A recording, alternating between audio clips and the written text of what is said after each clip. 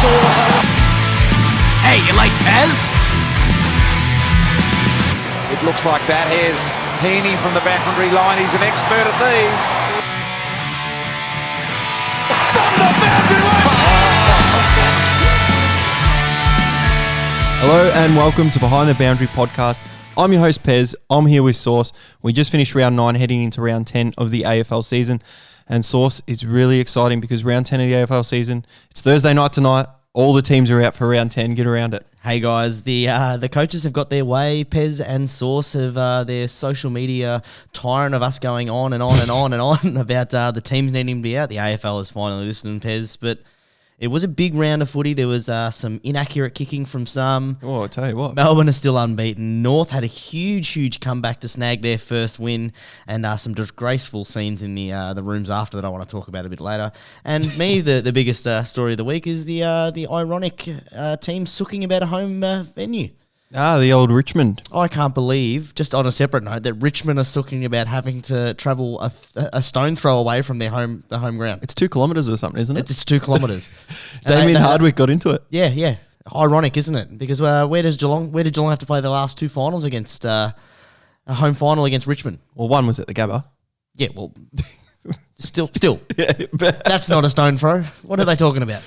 No, before then, but interesting you do mention that. But Dimmer Hardwick did not like it. Well, you're not going to get any crowds because the Richmond faithful don't like coming to Marvel, which I don't know if I'd agree with that. It's probably because they were playing GWS who don't have any supporters. And then he said, I don't even like coming here, and probably realised he shouldn't have said that. Yeah, well, fair call. I don't like going there either, to be honest. It's a venue that I don't like playing at. Geelong doesn't play it well.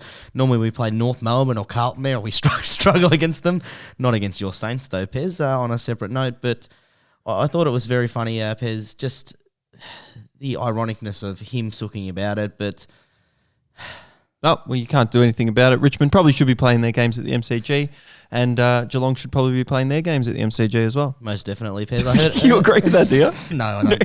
I heard an interesting stat actually about the Richmond versus GWS game. Apparently for the grand final, when they played each other in the grand final, a lot of Richmond supporters that couldn't get game tickets to the game, they signed up as GWS members so they could get priority 1 tickets because GWS didn't have enough members. That's clever. So clever. That's clever. You know what I thought? That just proves how much they don't have members. What I thought you were going to say is they packed Marvel Stadium to watch it on the big screen or something. You know how they're doing the NBA with the home and away? That's what are they, the Toronto call theirs? Jurassic Park? yeah, that would have been funny there. But we'll review round 9 a little bit, Sauce, and St Kilda Geelong. We're at this game, and my head was in my hands a little bit from the goal kicking because they weren't easy shots that the Saints were missing. 30 metres out directly in front, easy snaps around the corner, and lost by 21 in the end. It was no good. Yeah, I was very worried in the first quarter, Pez. There was a lot of I didn't know if you were breathing properly. I didn't know if I had to throw over my asthma pump or you were hyperventilating. There was a lot of and a couple of times it was mainly big king, and you'd get into me, a little jab by the elbow, and then it was hands in the head. But inaccuracy, Pez, and you hear it a lot throughout all AFL commentaries as well as podcasts that bad kicking is bad football, and the Saints really squashed a great opportunity in that first quarter. Yeah, 5 goals, 17 for the game to Geelong's 10 goals, 8. But 0 goals and 7 behinds in that first quarter. Max King contributed on the night. 1 goal, 5 behinds, including a missed pickup when he was 40 metres clear, 40 metres out as well. Just couldn't pick up the ball. And then in the fourth quarter at the start as well, just a ball straight through the hands. So a few mistakes by the young fella. Social media has been all over Max King this week. He's a 20-year-old. He's developing, and I think he's going to be a star of the game. So I'm not too worried about a loss to Geelong when our St Kilda season is probably not going too great anyway. But I've got some faith in him, so I'm not going to go and badmouth him on social media or in this podcast. St Kilda have some faith with him too. Gave him a nice little extension there. I was wondering what your thoughts were about that, Pez. You're not a big fan of long-term deals, but... Oh, sign him up for 12. Sign him up for 12? Yeah, get him 12 years. Give him a job in the coaching box after, apparently. Is Benny King going to come down as well? Maybe that's a part of it. No, you reckon that's what it is? The early flex, and they say we've got the better king and the less accurate king. So he does have more shots on goal than his brother, but I don't know if I don't know. Second full season of footy source, and a few players have had the yips throughout their career. He doesn't seem to have his confidence up, but they'll have to put some money and some work into him and get that up. And when he realises he's an absolute monster and one of the best forwards in the game, then he'll come good, I reckon. But Geelong were able to get the win on the night. Cameron Guthrie, fantastic with 36 disposals through the middle of the ground. And watching it live, Source, you just realise where Guthrie is as well in the game. He definitely stalks the pack, and he waits for his opportunity, and he's in all-Australian form. He's the reigning best and fairest for Geelong, and not only with 36 disposals, as you said, a sneaky little goal as well. Mitch Duncan returned to his prolific form that he showed last year, 30 disposals in the absence of Dangerfield. Isaac Smith threw in a couple of cheekies as well and got 27, and definitely offered some pace around the ground to complement Jordan Clark's run. Yeah, apparently it wasn't enough for good old Clark. I don't understand why he keeps getting the drop. Well, it's Jordan Clark, 12 disposals. He only had 2 tackles, but I think his presence and his pressure acts. Yeah. He got that smother down one end. I think it might have been during the second quarter, Source, and it resulted in a Geelong goal. Mm-hmm. And we're sitting there going, oh, geez, Jordan Clark. Because I was driving to the game and I actually mentioned to you, I mentioned, Jordan Clark's in and Dalhouse is a laid out and your team just got better, I thought. But everyone else apparently in the media don't think so. No, he mustn't be doing something defensively, or he mustn't be doing the 1%ers. But as I said, from a person that watches Geelong, obviously quite closely, I'm following them. But I can't understand why he can't get a regular game. He misses a little bit of finish. Like Tommy Atkins, once he gets a little bit of finish around the ball, he'll be a fantastic player. He lacks a little bit of that, maybe decision-making at times. I don't think he's making the bad decisions, but bad decision, good decision. How's the long bomb from Zach Toohey? Yeah, he's a couple of torps throughout the game, just down the middle and going for that. The other thing we probably need to mention in this game is Guthrie's brother, who's going to get dropped as well, along with Jordan Clark.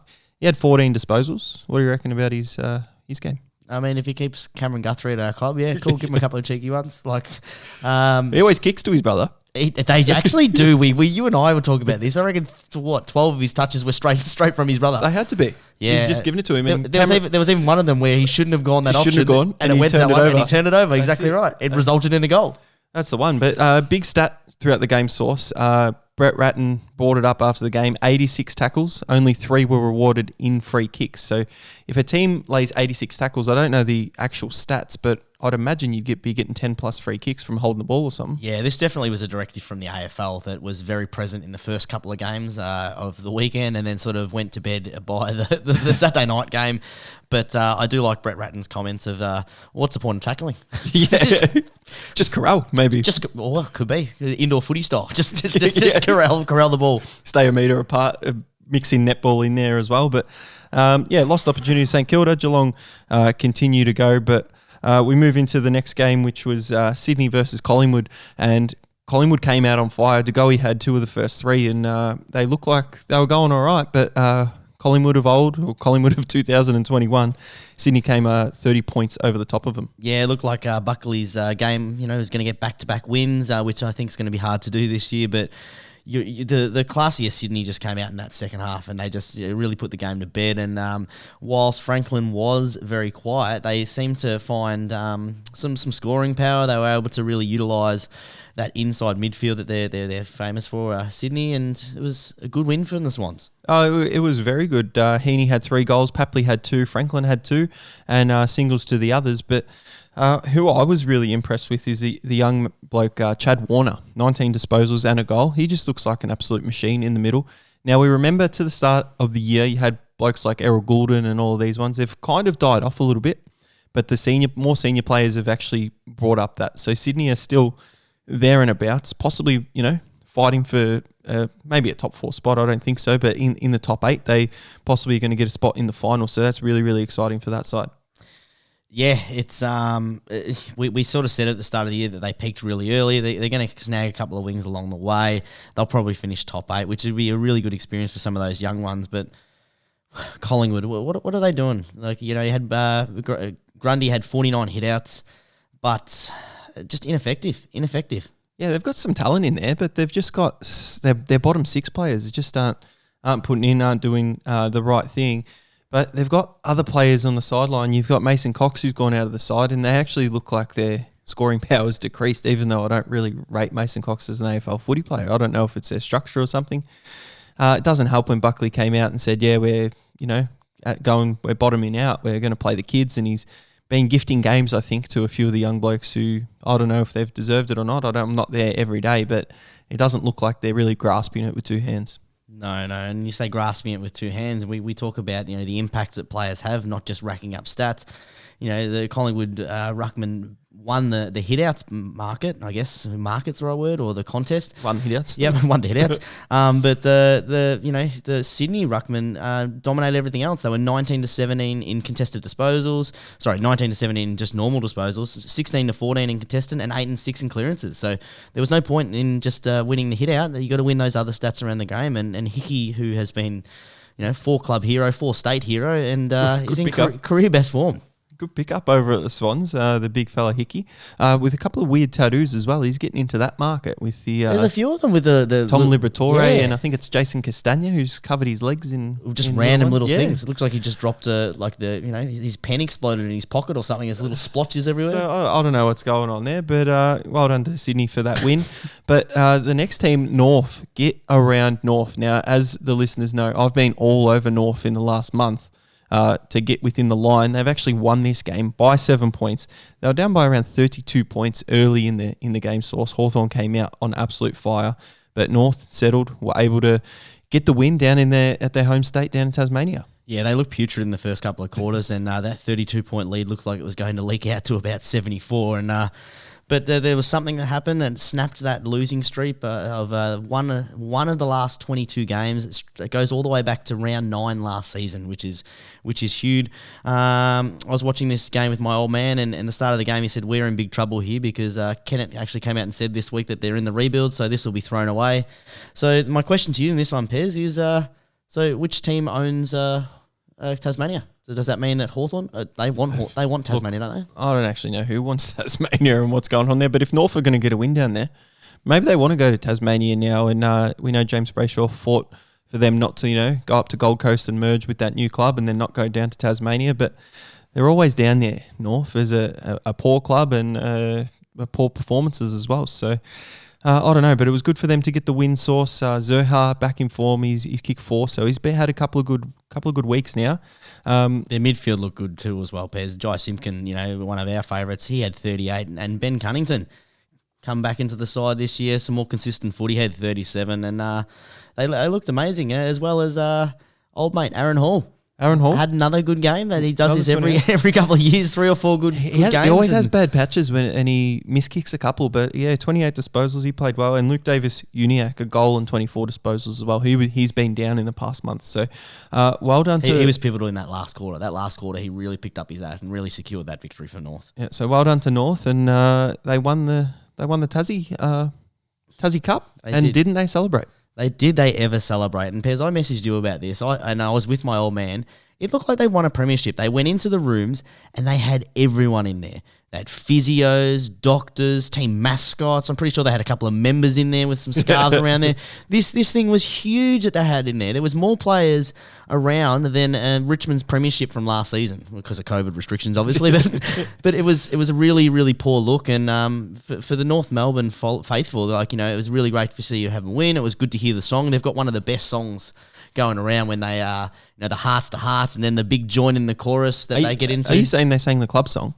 Yeah. Oh, I thought I had it on mute and I just saw the big circle. I thought it was just a circle for David Noble and they were singing him happy birthday. They were doing the Zorba. Yeah. Just getting around. But that's how big it was, Pez. It looked like a Greek wedding. It was a huge circle and it just was a poor look. Act like you've won before. You don't need to get the trainers in there and they're their friends and then aunties, uncles and all those people. But, congratulations to North. They don't win many more after that, I couldn't imagine, Pez. No, the last 2 weeks, Collingwood and Hawthorn, their best 2 chances. And maybe this week against Essendon, go back-to-back wins. Yeah, that's a sneaky one, a sneaky shot. We'll see, and we'll see what we think later on in our cheeky bet slip as well, Source. So that concludes the games from Tasmania in round 9. But yep, and then we get into the Brisbane or the Q clash, and it was another stock standard Q clash, Pez. The Suns absolutely getting pantsed by the Lions. which was really, really funny because in that first quarter they looked quite in control of the game and they just couldn't put it on the scoreboard. And every time Brisbane turned it, Gold Coast turned it over, Brisbane put on a goal and they looked good. It was strange because Brisbane had the first 3 goals and it was like, oh, this is going to be a big 60-point win. But then Gold Coast, came back, clawed their way back, kicked a couple and kept it close at quarter time. And then Brisbane just went, you know what, 5 goals there, third quarter, 8 goals. And then last quarter they just coasted and kicked 3 goals and went to a 73-point win. Nothing much to report here. Bowes, a little bit of a hamstring injury. Leicester for Brisbane hamstring injury. And Gardner, who's actually out this week with a shoulder. So a few injuries, but nothing too much. McStay had 4. Cameron had 3. Cameron's inaccurate again, as he always is. Yeah, he had added 3. McCarthy, Zach Bailey, Eric Hibwood, Joe Danaher, they had 2. So their forward line has a lot of firepower. I guess the only shining sun for the day was David Swallow, and he always plays hell. He plays the hell out of it realistically, tackles hard, he goes around the ball. I think he had 13 touches in the first quarter and he looked amazing. But the drop-off from Gold Coast in that second quarter going forward to lose another Q clash, and I think the average losing margin of the Q clash is over 50 points. So they need to get those back because they had shown some signs of being a lot more promising, but they just got beaten around the ground. They the line slammed on 8 unanswered goals, and they can't be doing that, especially in a Q clash. They had the 23-9 inside 50 count at one stage in the game, and the ironic thing is that the Gold Coast were winning the clearances at that stage, 13-8, when they had that inside 50 count of 23-9. It's disgusting. We know Gold Coast are more capable footy side than they have been in the past 3 years, but the 10-year reunion. Did you see the team of the decade for the Gold Coast during the week? Yeah. A lot of players still playing AFL and not playing at the Gold Coast. So it's really disappointing. But very telling. Big out for there. No Daniel Gorringe. Didn't make it? Didn't make the side. Nah, stuff him. He's entered for the mid-season draft. Has he really? Has really. He's gone back in there. Mate, if you don't follow him on social media, after you go on and follow us on social media, Behind the Bounder on Instagram, Twitter, and Facebook, make sure you go and give him a follow because he is an absolute laugh and a much more diverse comedian than he ever was a football player. So, on to the next game, Pez. Oh, the next game we had a absolute 2 rippers, which is very controversial this week because there was Dusty at one game on the Saturday night. There was Bont have an absolute ripper on the other game, and the games were on at the same time, so it wasn't too great. But Richmond versus GWS, I didn't watch this one live because I wanted to watch the Port Adelaide Bulldogs one, but I can't believe, flicking back and looking at scores and checking it throughout the Saturday night, that Richmond won the game. It was I was much the same, Pez. I was sort of flicking between the two, and then the third quarter I sort of stopped watching it live, and I ended up watching the game again a little bit later. But you've got to look it through the apps, and I couldn't believe it. I looked back at the end of the game like, holy crap, I can't believe they won that game. And watching the replay, I don't know how they won it, Pez. I really don't understand how they won it. GWS hadn't covered all around the ground. Hogan was fantastic, kicking 3-1. You had Hopper had 35 disposals and a staggering 11 clearances. And they just gave it away, realistically. Oh, it was no good. Hogan with 4 goals, Source, not 3, so he had 4-1. And Martin. Oh, sorry, I'm talking 3-1 in like that 7-minute space that he had. Sorry. Yeah, with a free kick in there as well. And Baker had to go into the midfield, probably the best midfielder for Richmond on the day. He's been very versatile this year. And Richmond just were able to get over the line and get the job done. Put Dusty Martin up forward and watch him go to work. He had a couple of lucky goals off the ground as well in his 4 goals too. A couple of really, protecting the drop zone and marking it on his chest inside the forward 50 and snapping it like he does. He's just got strength. He's just a game winner, and he was able to do that against GWS, but very disappointing. 27 points up, and then you drop that one. It was closer at 3-quarter time, and then GWS got the lead, and Richmond just went, you know what? We're going to take the lead with 3 minutes to go. Daniel Rioli. Richmond just doing Richmond things, Pez. And, the age-old question of who's going to stop Dusty Martin. Well, we found out on Saturday night who's going to stop him. And the goal umpire, emergency goal umpire, came in and, boom, gave the old tackle and put him to the floor. And he wanted to review it, the umpire, because obviously he didn't see. They just wanted to see him tackling Dusty again because no one in the game's actually he didn't get the stiff arm. So he reviewed it, and then he was a bit nervous it was going to be behind or a goal because he couldn't move his shoulder because I'm pretty sure he dislocated his shoulder and he couldn't lift his shoulder up. So he wouldn't have been able to do the 2-finger salute for the goal. So lucky he was able to get replaced by the emergency goal umpire.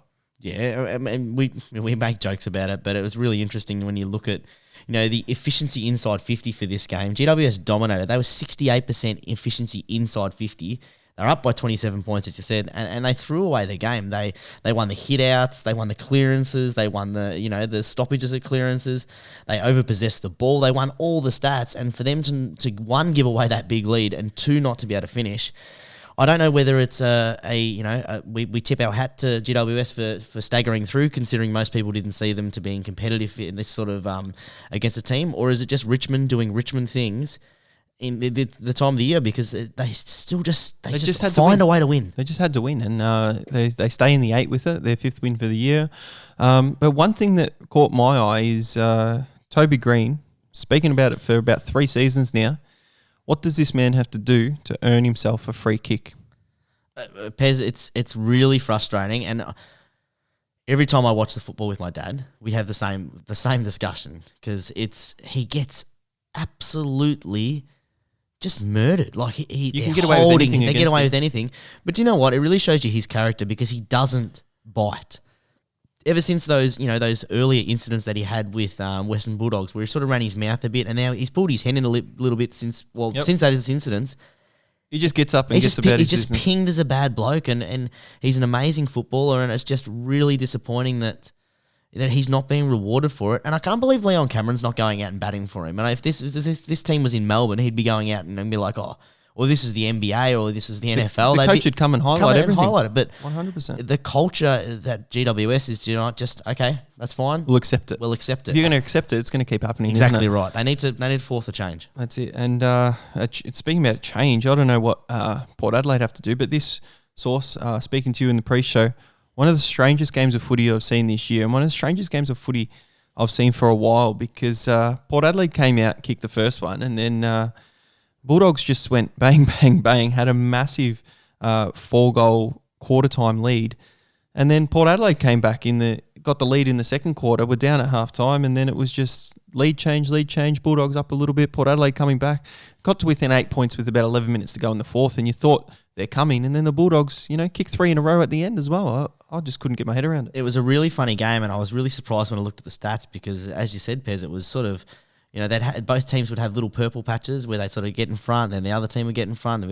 But the Bulldogs actually controlled 92 minutes of this game, or 92 minutes and 59 seconds in front of the game. Yeah. And if you told me that stat beforehand, I would have been like, no, that's not true, because it felt like the game was topsy-turvy. But realistically, the Western Bulldogs dominated this game, and they were sort of toying with Port Adelaide for parts in this game.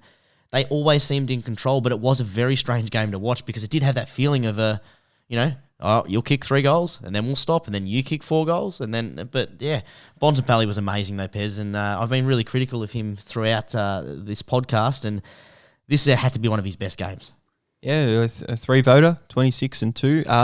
Absolute crucial goal when they were down on the left side, wrong side for a left footer, about 30 metres out. Tough kick over there at Adelaide Oval, and he just slotted it straight through the middle. His confidence in front of goal is up and about, and just the ability for him to go forward, stay in the middle, wherever he needs to be to win a game of footy. He's becoming a really important player for those Western Bulldogs. Yeah, and I think that goal that you speak about, Pez, him being able to go forward when the game is in dire needs of, him taking it by the scruff of the neck.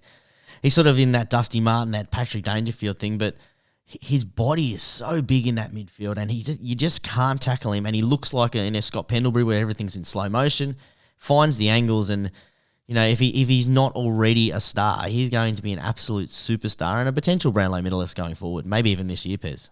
Yeah, quite possibly. He didn't get the 3 in the first game. Bailey Smith got that one against Collingwood. But we don't know about that. Waitman really surprised me. When I saw the teams here, I was really confident on Port Adelaide. No Stephen Martin, no Tim English. Cody Waitman comes in, kicked 3 goals, 1 snap. It was super, super important. And I couldn't believe the result in the end. But the Bulldogs, they head to 8-1, play a St Kilda side without Rowan Marshall this week, so probably another win and go 9-1, and that's a great start to the season. It's an amazing start, but this is the forward line that the Western Bulldogs faithful should be more happy with in terms of the result that they're getting back. Aaron Norton had 4. Cody Waitman, so a smaller type of forward, pop up for 3. You know, you probably get that as an average down to 2. Bontempelli had 2. Josh Bruce had 2. And, you know, Johannesson had 2. That's what you want. That's a more stable, structured forward line that you can live with. Not Josh Bruce kicking 5 and everyone else kicking singles. This is the forward line that if they can keep this going, then they really can go far in September. Yeah, well, Aaron Norton playing really well. I think he's multiple goal kicker in every game this year. So they need him to keep going and kicked 4. Had a free kick. It was a strange one. It was a very strange one. Dangerous tackle. I thought it was a really fair tackle. It was unlucky for the tackler that his left arm got caught and pinned, and then he hit his head and made a little bit of a scene about it, Norton, and was able to kick the goal afterwards. I think that should have been either a play on or a ball up if the ball was able to stay in, but the dangerous tackle, they're protecting the head, aren't they? So I don't really know what you can do. You're heading to the Sunday Source, and this game is the one I was probably most disappointed in. It was Essendon versus Fremantle. Essendon supporters up and about with this game. You had Tip and Woody pop up for 2 goals. Jones was really impressive early with 2 goals, the young man, and then they had singles to the rest. Fremantle, Matty Taberner had 4, should have had 6 or 7. You see the singles there, Chera, Lob, Walters, Mundy. You know who you don't see? You don't see Nathan Fyfe, because he had a shot about 30 metres out, slide angle, and he's missed it away to the right. And the commentators actually said a stat. Since round 1, he's kicked 1 goal 15. 1 goal 15. That's disgusting. That's absolutely horrible. And we've seen him out there after the game practicing his goal kicking. Mm-hmm. It's just not happening. I don't know what he's thinking when he's going in. St Kilda, don't put Nat Fyfe with Max King, because he's not going to teach him much. Yeah, imagine those two in the forward line, Pez. You'd almost win the game on points alone, but let's not take it away from the gritty win that Essendon had. Probably their best performance of the year. Darcy Parish, probably not his best performance, but he was amazing. He had a game-high 39 disposals and 10 clearances. You know, Nick Hine looked excellent throughout his game. He had 31 touches, but it's really disappointing for Fremantle. They had Brayshaw 33, 529, Chera 28. They had plenty of the ball. They just couldn't put them away, and this is the problem with the Dockers. If they want to be this top 8 side, we say this every week, Pez, these are the wins that they've got to have. They needed to win this game. This needed to win. Tipped them in all my footy tipping competitions where everyone else tipped Essendon, because Essendon were, shoo-ins to win apparently. But Fremantle probably should have gobbled it up and won. Rory Lobb had a mark inside 50. I'd be paying that mark every day of the week to have a set shot to make it a draw, and see with Fyfe and Mundy in that middle, see if they couldn't get a clearance to go forward and actually win the game. But it didn't happen in the end. Essendon go down, and they won by 7 points in the end. And the line in this game was 6.5, and they kicked that behind towards the end as well to get the cover for Essendon, and Fremantle backers and on the cover wouldn't have been very, very happy with many of the Fremantle Dockers on the weekend. No, if you're a Dockers supporter, you weren't happy with their effort anyway, and you haven't been happy with their effort since 2014 was the last time that they actually won at the Marvel Stadium, or Docklands, as the article says here, Docklands. Docklands, it says. Beautiful. Why Docklands? Why can't you call it Etihad or Marvel or Telstra Dome or get the Telstra Dome back? Docklands. Bring back Telstra Colonia. Essendon, I don't really say too many positive things about Essendon, or I haven't this season, but they've got a couple of really good players. They've got Ridley down back, who he's just really, really impressive with his intercept marking and actually his disposal.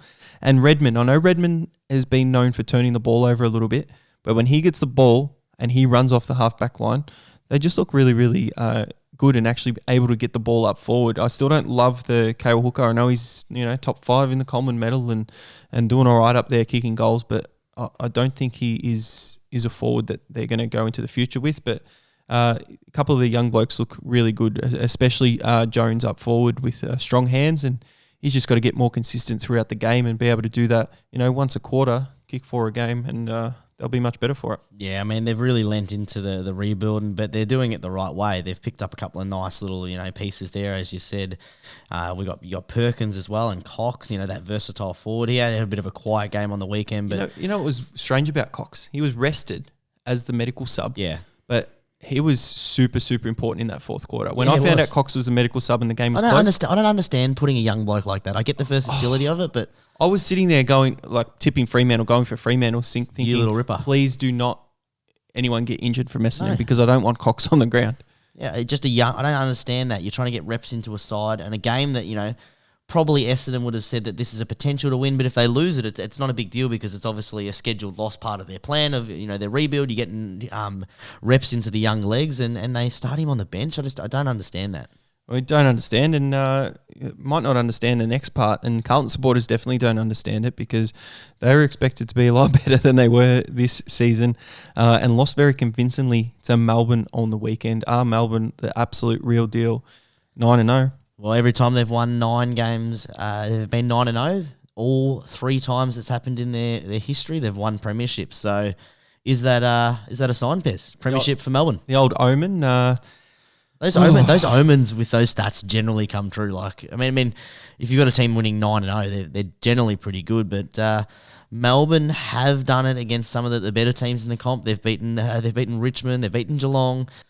St Kilda as a top 4 sort of side that was predicted at the start of the year. They're travelling well. They're doing it in style.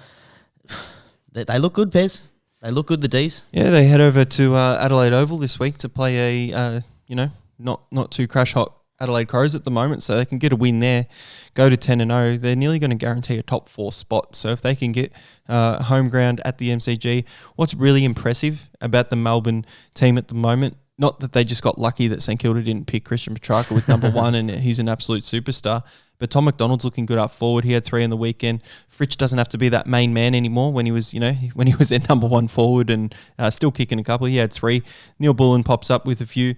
Cozzy Pickett, really, really impressive. Doesn't touch the ball too often, but when he does, or when he's around the footy, that pressure that happens.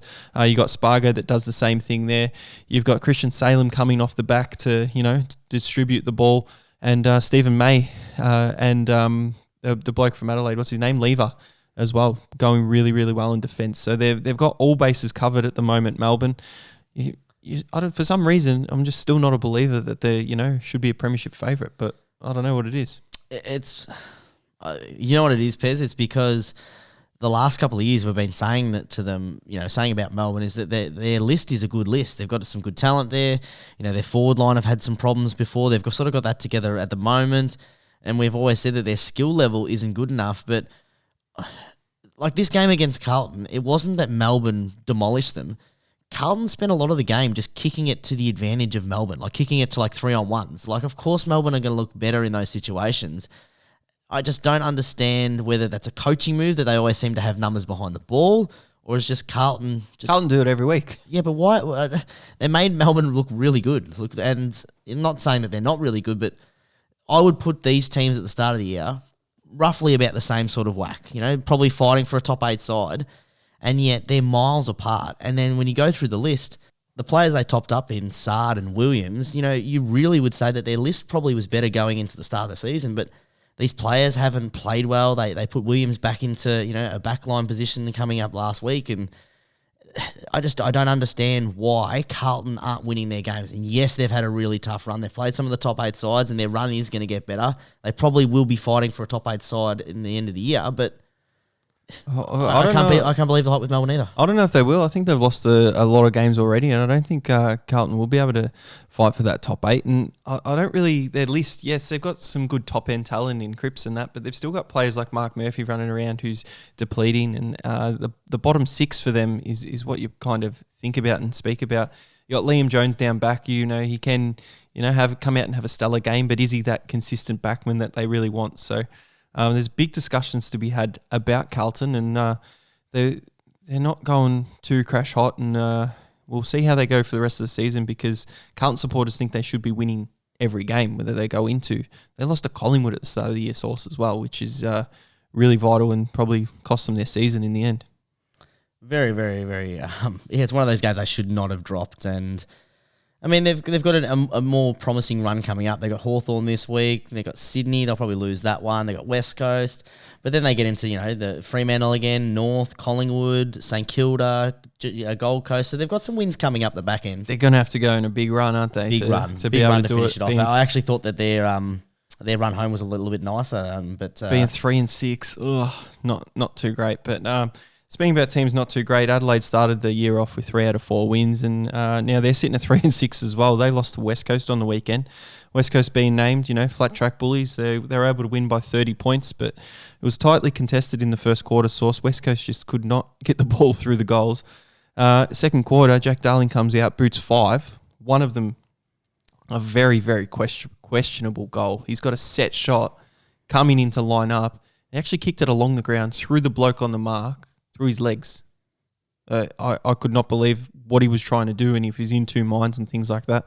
It just came off because everything did for him that quarter, but he only kicked 5 for the game as well, so he didn't do too much after that. We didn't really need to do much more, Pez, because the rest of West Coast tall forwards did that. Kennedy had 3, Oscar Allen had 3, Jake Waterman had 2, and the same with their ruck forward, Bailey Williams, he had 2 as well. Like, it was just... all their bigs kicked 13 of the 16 goals, and that's 3 straight wins for the first time since round 13 last season for the Eagles, and they definitely are looking like a side that if they can win away from home, which has been the big question about them, and a big test this week coming up against the Giants, they're a side that can the challenge. They've got the scoring power there. They've got a decent sort of midfield. They're still a little bit strapped with injuries, but they need a couple of players to come back in that midfield, but they could be a threat in September, and they're always a threat, the interstate sides, when they get a high finish. But West Coast just can't afford to drop some of the games that they're dropping. One of them is this week, heading over to GWS. No Toby Green in the side. It's a must-win for West Coast.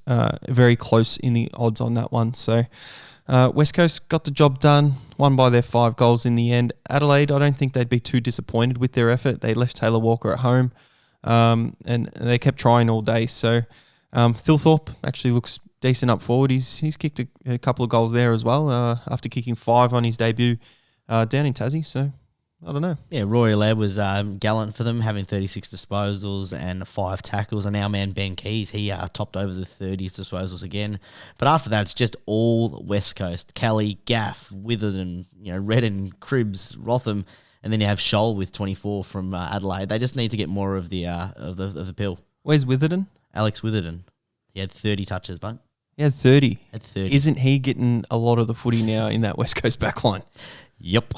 Unbelievable to hear his name, because he played, I think, 4 games or something for Brisbane in 2020. Yep. And they just let him go for nothing. Yeah, well, it's funny how Queensland teams do that, because he's a good kick of the footy. Gold Coast did that with Jared Light, and now he's probably winning their their best and fairest, whatever it is. Yeah, and we need to get into our bet review source. Soft review. It's no official review. How does it end?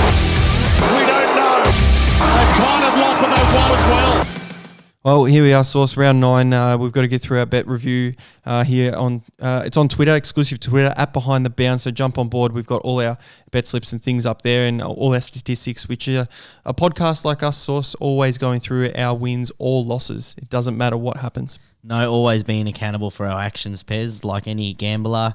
Yeah, you're not only hear when they're winning, but Pez, you hear from me every week, and I'm not always winning. So, but it was a good round 9 for me, a better round 9 for you. Let's get into it. Yeah, let's get into it. We had the Friday night. I had the points bet special, Source with Geelong to win 1 to 100 and Tom Hawkins to kick a goal, paying $3.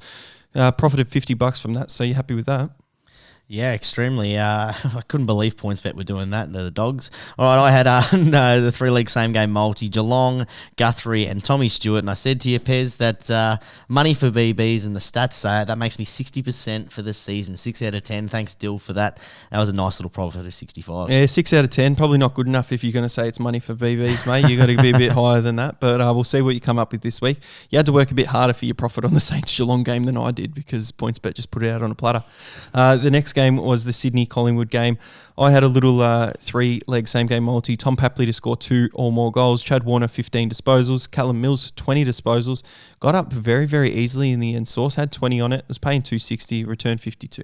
Yeah, I had my cheeky in this one, and I did horribly. Isaac Heaney kicked the first 2 goals early in that first quarter, and I'm thinking, you're right, I'm on here.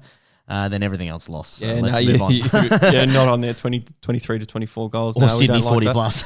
Well, speaking about cheekies, I had my cheeky in the Hawthorn North game. I had North quarter time line plus 4.5.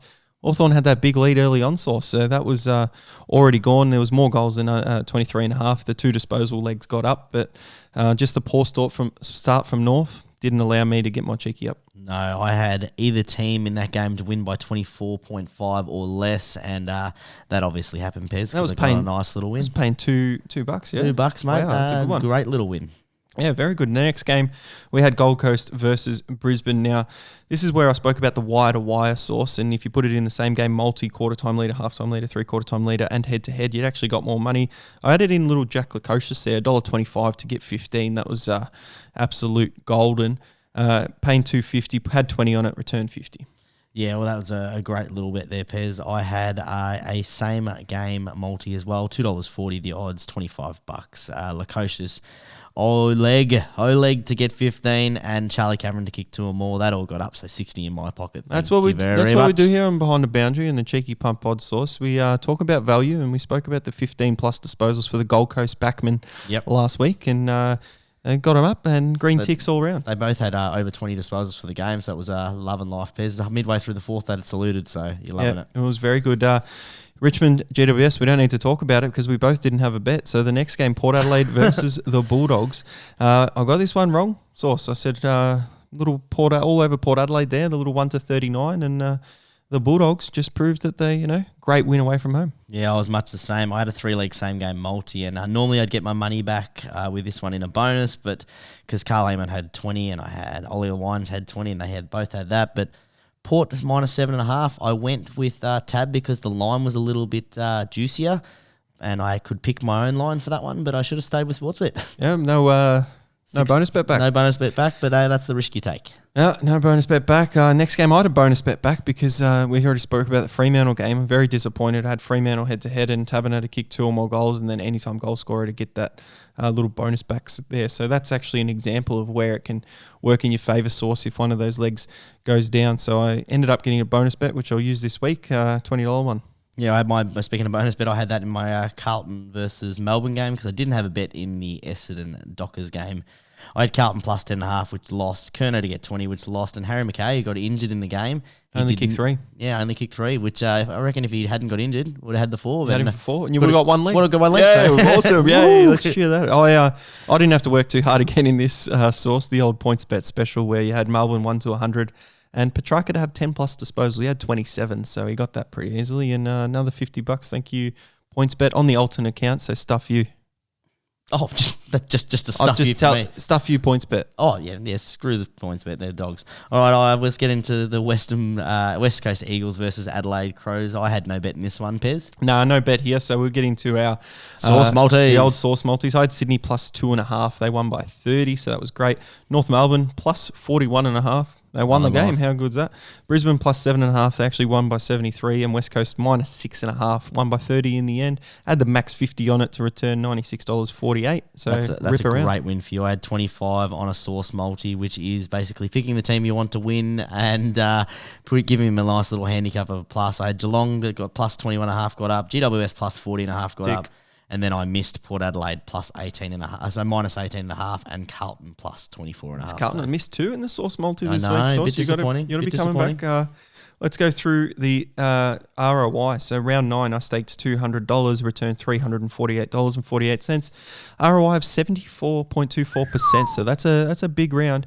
Total for the season, staked $1,740, returned $2,196.20. ROI has jumped up to 26.21%. Very, very happy. Beautiful, Pez. Mine was staked for the round 125, returned 175. Bit disappointed I couldn't get some of those bonus bets winning because they were basically the ones that the reason I didn't make it up to the 200 mark. ROI is 40% for the round, which is a nice round number. For the year, staked $1,515 and returned $1,757.24. An ROI of 15.88%. Not too bad, Pez, considering 3 weeks ago I was in the red. Not too bad. This is what you do, Sauce, though. I come home strong. You've got the up and down usually in your bets. No, it's down and then up, we'll see how you go. I see on Twitter at Behind the Bound, I got the little fire emoji this week, and you just got the little up arrow because you're on the way up. Hey, emojis count, mate. All emojis are good. The fact that the size of the bets was relatively small. Now Betts with an opportunity about 50 metres out. I was with a mate and we were getting sort of ready to leave, and he said, I think I'm going to whack 10 on Maxi, do you want some as well? And I said, Oh, yes! Yes! Yes!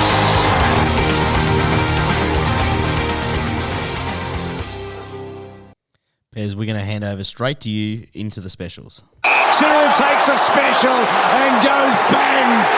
Yeah, very, very special. Now, the listeners love the special sauce, as you know, so I've been putting in the work, putting in the hard yard. Sportsbet this week, all matches this round, 3+ leg, AFL same game multi, up to 3 refunds per match. Read the terms and conditions. It has to be $2 odds, so make sure that happens there. Sportsbet also have a head-to-head multi, so 3-leg multi, just head-to-head bets. If one loses, you get a bonus bet back.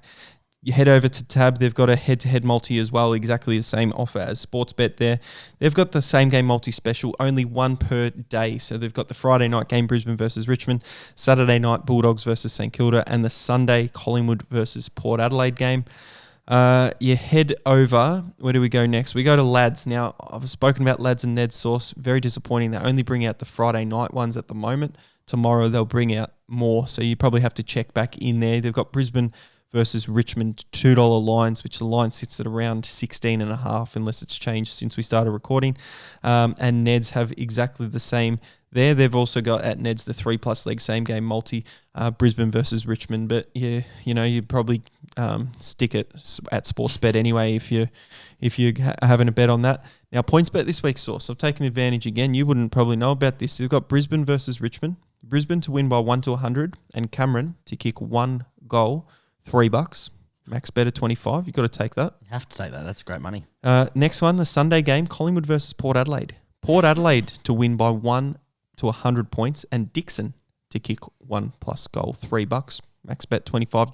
Got to take jump that. on that, Pez, and it's a shame that you're getting all these extra wins just from rubbish points bet. Yeah, you got to do it. Can't wait to get banned. I can't believe the alternate account wasn't banned yet. It was actually pretty good. All you bet on is specials. The challenge is there, PointsBet. If you're listening, go and ban my alternate account so I can't be taking advantage of your promos again. _69. You made that last week as well. They've also got the Friday night game leader, 3/4 time, and you win. Now take advantage while you can because PointsBet are dogs and they'll ban you anytime. Yep, that's exactly what happened to me after about a month. And apparently, if you only bet on specials, that's all you get kicked off. Even if you only bet on AFL and every game has a special. I think I lasted about 18 months on PointsBet before they banned my first account. I lasted a month and I reckon I deposited more money in there than I actually took out and somehow I still got out. Anyway, let's get into the Friday night game, Pez. We start things off with an absolute classic at the Gabba. Brisbane versus Richmond. Brisbane favourites at their home ground, $1.39. Richmond outsiders, $3. The line is 16.5. The over-under is 159.5. Mate, Brisbane in fine form at the moment, really showing they don't have to travel. They went from Gold Coast last week. Richmond do have to travel. Tough game last week against GWS. I've gone the PointsBet special. Brisbane to win 1-100. Charlie Cameron to kick a goal at $3. You can't go past that. I think Brisbane can win. I don't love the line at 16.5 source because you don't know what Richmond's going to show up and what's going to happen. I totally agree, Pez. I think that Brisbane win the game. Richmond definitely keep it close, and that's why I've gone the same game multi on Sportsbet, 25 staked. Brisbane 1-39. Hugh McCluggage to get 25 or more, and Charlie Cameron to kick 2 or more disposals. That gets me odds of $4.50. And I've whacked 25 on it, as I said. The Brisbane 1-39 market on its own, Pez, is $2.80 or something like that, and it was when I started. That is great value because I see Brisbane winning this game, but I see Richmond keeping it close. It's a good little bit, and plus it's a little bit safer than that line. Yeah, we'll see how you go. We can go PointsBet 1-100. 1-100. That should be pretty safe if Brisbane are able to get the win. Is that called a big win or a little win? 1-100, or is it just a win? Just a little win, and then the big win's 101+. Oh, yeah. What odds are they? Let's get into the Saturday matches. Pairs Carlton versus Hawthorn. $1.32 for Carlton. Hawthorn outsiders at $3.40. The line is 19.5 and creeping. Started our show at 20.5. It's already come in 1 point, and the over/under is 171.5. Yeah, some interesting ins and outs in this game, Source. We're not going to go through all of them in every game, but just the ones that I find a bit interesting. Levi Casbolt is managed, which I think will help Carlton. David Cunningham is injured. He did his ACL last week early on in the game, so that's no good. And Luke Parks, who has been omitted. Tom DeConey and Jack Silvani come in. Hawthorn, they've gotten rid of Daniel Howe and Tim O'Brien, both omitted. So they bring in Damon Greaves and this is weird. Damon Greaves and Ned Reeves to debut. So the Rhymes, bringing in the Rhymes in to try and get over the line of Carlton. But I don't think they're going to do that. I think Carlton are going to win. So I'll put together a same game multi on Sportsbet Source. Carlton to lead at half time. Carlton to win the game. And Lockie Fogarty, your old mate from Geelong, anytime goal scorer. He's $1.72 by himself. Those little three legs together gets me $2.70. I've put 20 on it. I like that bet, Pez, because I think Carlton, I think Hawthorn are in tank mode. I think Carlton will see this as an opportunity to get the winning streak alive. They'll come out and be flat out bullies. They'll win this game easy. I've gone Carlton at the line minus 19.5. I love that line, and I've chucked the max on it, Pez, at 50. Yeah, we know Hawthorn will probably only play 15 minutes of footy, and then after that they're just going to, put their head in the sand or something. I'm really worried about Tom Mitchell. We've been speaking about Tom Mitchell not having an impact on game source. When they're at the bottom of the ladder as well, it's even harder for him to have an impact on the game. I don't know what's going on there. Any chance you'd have to take a dig at in Pez. Dig at the Brownlow medals. Let's get into Geelong versus Gold Coast, the Saturday Arvo game. This is played at GMHBA Stadium, a lovely 2:10 time slot. So a nice sunny afternoon for us. Got $1.06 head-to-head for Geelong, $9.30, minus 45.5 at $1.90, over 156.5 pairs. I don't like any of those numbers that we just said there. They are all shocking numbers. We know what happens when Geelong have a big line. Is this the week that they break it? I don't know, mate. 46.5. I don't know. Gold Coast have actually bought in a ruckman to try and take advantage of Geelong not having one for the last 10 years. Zach Smith's come in. Alex Sexton comes in. Took Miller comes in. Nick Holman comes in. There's some big ins for Gold Coast. Jack Bowes goes out injured. Ainsworth and McPherson probably notables there. Out for Geelong, your man Jordan Clark omitted. Zach Guthrie, your man as well, omitted finally. Max Holmes was the sub. He's not playing, but Luke Dalhouse comes in and Jake Kolodjasny. Two of my favourites, yes. Kolodjasny and Luke Dalhouse. They are rubbish footballers, and it's disappointing that they're in, but Geelong will be too good in this one, Pez. 45.5 is a big line to cover. I think they get the job done, but I think they get the job done by Old Faithful, Pez, and I'm putting my money back in. And Jezza? Not Jezza. My man Cameron Guthrie to get 30. Tommy Stewart to get 20. You can lock those two into any multi going forward, and it always seems to win. I bet that's where I'm getting all my wins from. Geelong head-to-head again? No, I chucked in Isaac Smith for 20, and I've put the max 50 on that one. That gives me nice little odds of $2.40. So you've changed your tone this season, so it's actually betting on the Cats game because you watch them, it's the closest, so maybe you get a little value there. The value I've tried to go for... Cheeky! The reason I was saying Jezza is I've gone a 3-leg same-game multi. Jezza... Kicks 10. Jezza, anytime goal scorer. Jezza to score 2 or more goals. And then... Jezza, Jeremy Cameron, to score 5 or more goals. That gets me $5.25. But the strange thing about it, Source, the reason I've put the 2 Jeremy Cameron legs in there at the start is just for insurance. So if he kicks 2, I'll get a bonus bet back if he doesn't kick 5.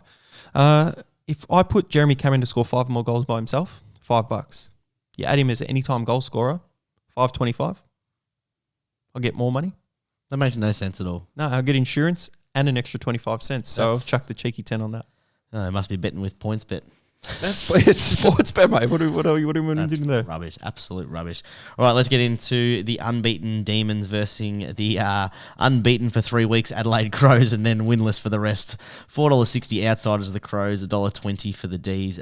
Plus 27.5 is the line for the Crows, and the over/under is 164.5. Pez, can the Demons make it 10 in a row?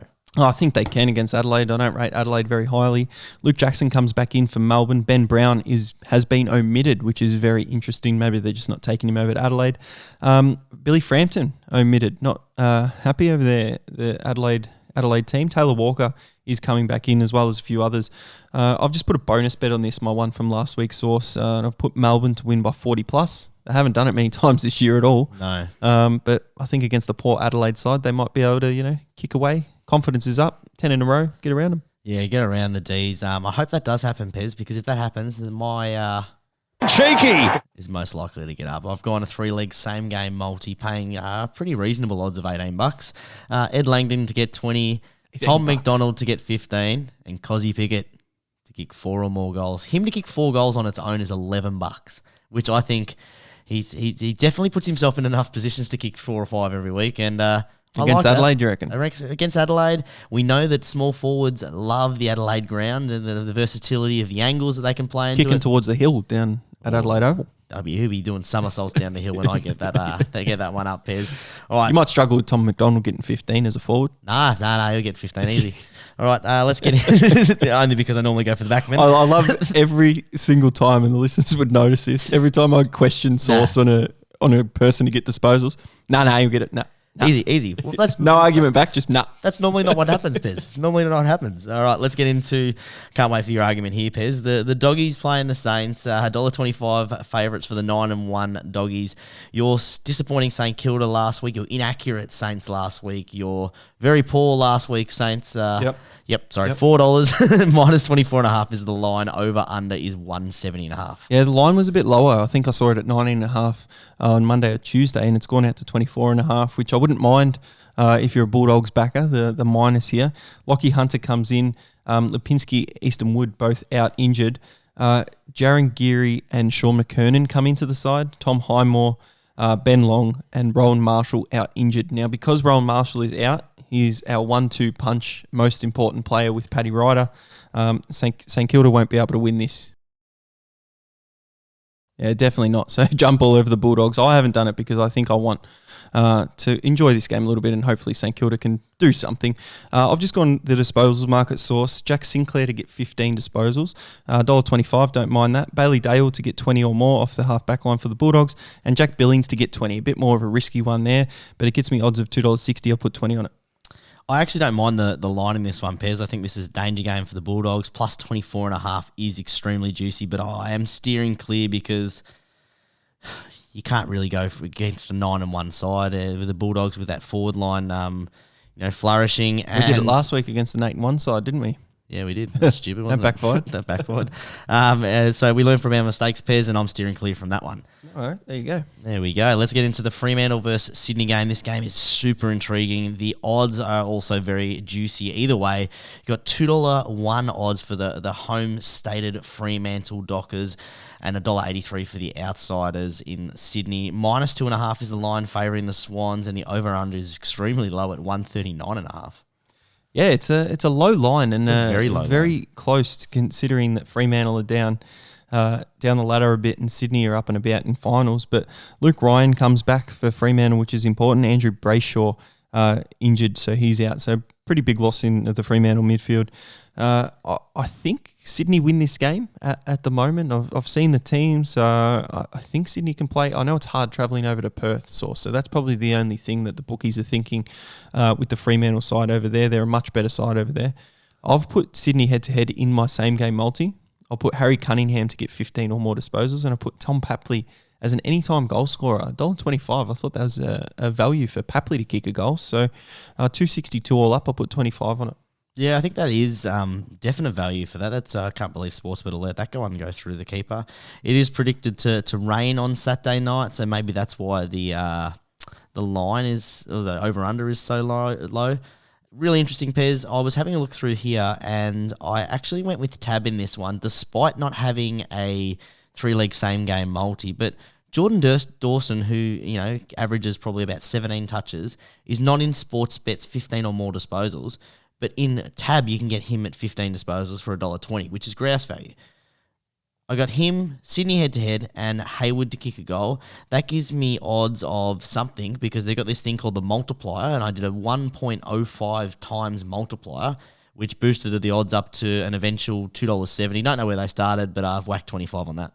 1.05 multiplier. That's what it comes up with. It went up like a little blue thing. It was very exciting. So you've got no insurance? No insurance. So you can get Jordan Dawson in there at 15. Yeah, I think that's really good money. I like that leg. Let's get on to the Sunday games, Pez. GWS Giants playing West Coast. Another close one. $2.10 for the Giants.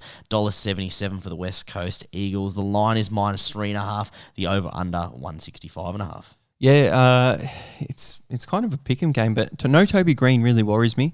And I think West Coast tall forwards will be too much for GWS. I know GWS have been pretty good when Mumford's in the side. Also, Hogan's in the side as well, and he's kicked multiple goals multiple times.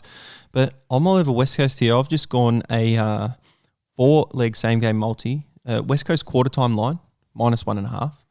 West Coast half-time line, minus 2.5. West Coast 3/4 time line, -2.5, and the West Coast line, -3.5. Altogether, that's $3.25. So if you think West Coast are going to go out to a lead at the start and then hold, that'll get up because they've only got a lead by, 2 points and then 3 points, 3 points, and then 4 points at the end of the game. So hopefully that can happen. I'll put 25 on that. I've steered clear with this one, Pez, but I really like the $2.10 for the Giants. They've got some really big ins. Toby Green is probably one of the reasons that you lean towards West Coast. Harry Perriman obviously did his hamstring as well last week, but they've got huge ins. Haynes, Reid, Finlayson, Mumford, and Sproul. Sproul's come in. But I like the inclusion of Haynes and Finlayson as well as Reid. I think that the Giants do get it done, but I'm steering clear. Against me there, but you look, Flying Ryan's back as well, and Shannon Hearn for West Coast. They do lose Jeremy McGovern out injured, but I don't mind West Coast there with that little 4-leg bet. That's a great little 4-leg bet there, Pez. If you think the Eagles are going to win, no, I don't, so I don't think it's any good. All right, Collingwood versus Port Adelaide for the prime time Sunday time slot. The Collingwood Magpies outsiders at $2.93, and I don't know if these odds correctly line up, Pez. $2.93 for the Magpies, $1.41 for the Power. I don't think they do. No, they don't line up properly, do they? I think the Power need to be down $1.20 or something. That's the way I would look at it. So a little bit of value there if you think the Port Adelaide the Port Adelaide Power can get up. That nice little prison bar joke there. The line is 16.5. The over-under is 155.5. The main question that everyone's asking is, when Port Adelaide win at $1.41, Pez, do they wear the prison bars in the room after? No, just wear it in the game and lose the 4 points. Port Adelaide, go on. Put your money where your mouth is. Dan Houston comes back into the side after 1 week injury. Tom Cleary's out. Fantasia out injured as well. It might be a big loss. But a big in for Collingwood, Taylor Adams to be playing. So that'll really bolster their midfield. And they looked a lot better at the start of the season with Taylor Adams. So maybe that's got something to do with the odds. It doesn't really matter about the odds for me, though, because I've gone that points bet special, Port Adelaide to win 1-100 and Charlie Dixon to kick a goal.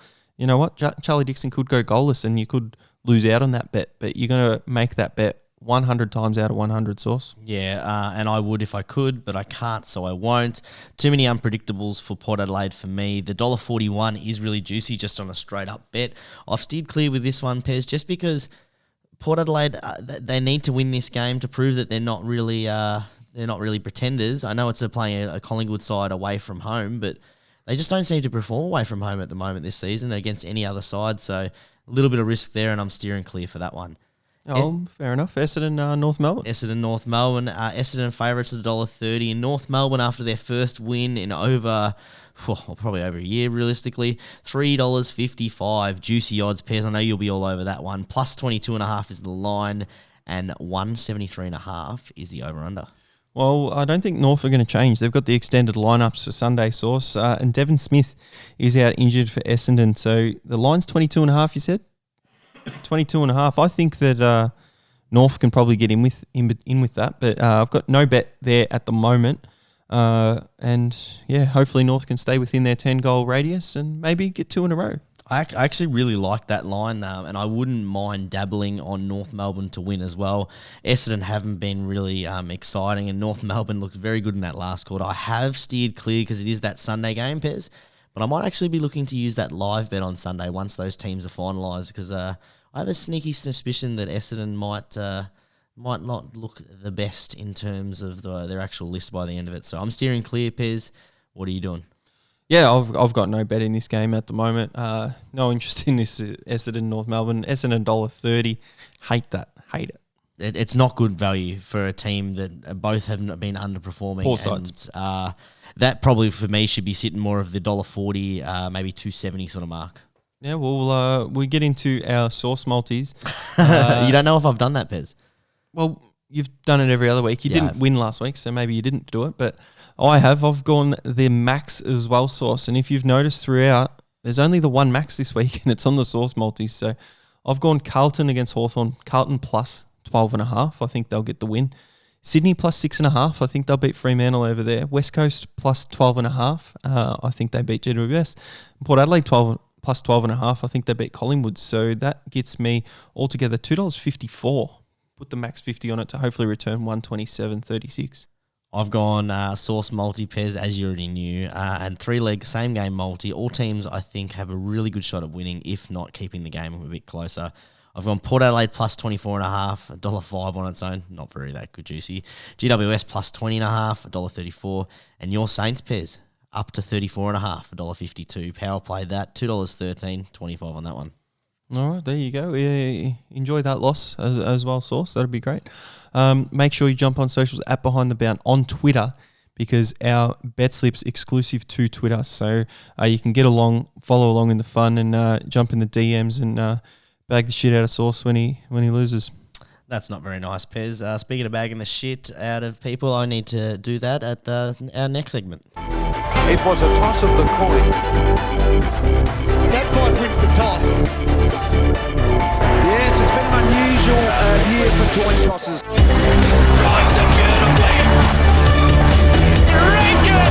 Big time again!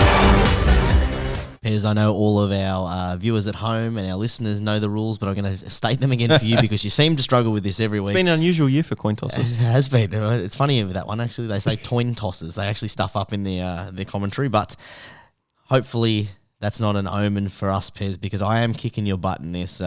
Jumped up to a nice commanding lead. Got another one up on you. What's the score for the season? Yeah, I got 4 this week, but the interesting thing was the first 4 games, you and I both got them all correct, and then the next 5 for me, all incorrect. Well, I got the first 5 right. You got another one, so you got the first 5, and then you got all 4 incorrect after that. So Sunday wasn't a good day for our lines. So you got the GWS versus Richmond one, which probably should have won by a lot more in the end, and got 5. So you got 5, I got 4. I moved to 40 points for the season, and you on 42.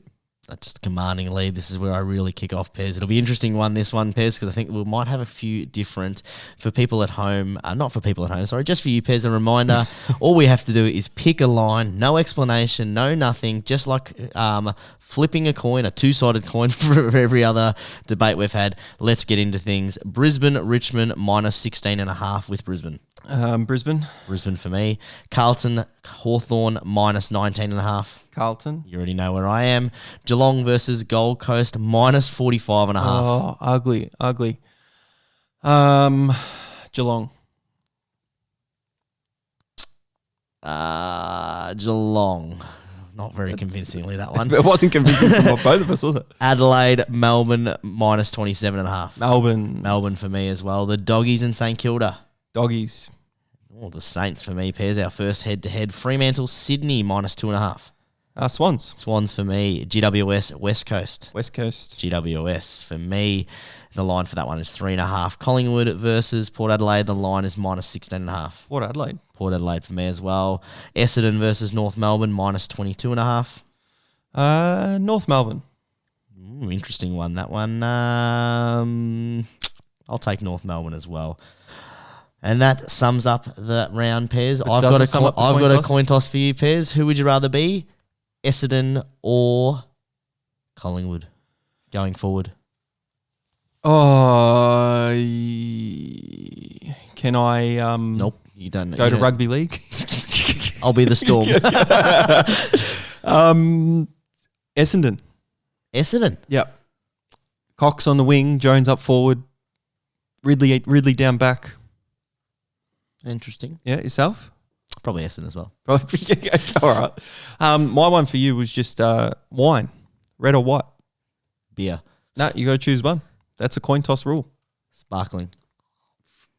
Sparkling water? Nah, red wine for me, Pez. Yeah, red wine for me. I'm going to have a glass, I reckon, and fall asleep. Fall asleep, Pez. You said that to put you to sleep, Pez. I was hoping you didn't have one in the middle of the show because you wouldn't have bought your A-grade performance as usual. No, but A game. It is late. What is it? It's 11:15 on a Thursday night, Source. The teams are out. We're up and about. We're excited. Get into round. You really sounded like you're up and about there. Get into round 10. I'm about to yawn, but I'm Pez. Peace out. Good luck in your bets this week. I'm still Source. We'll catch up next time, guys.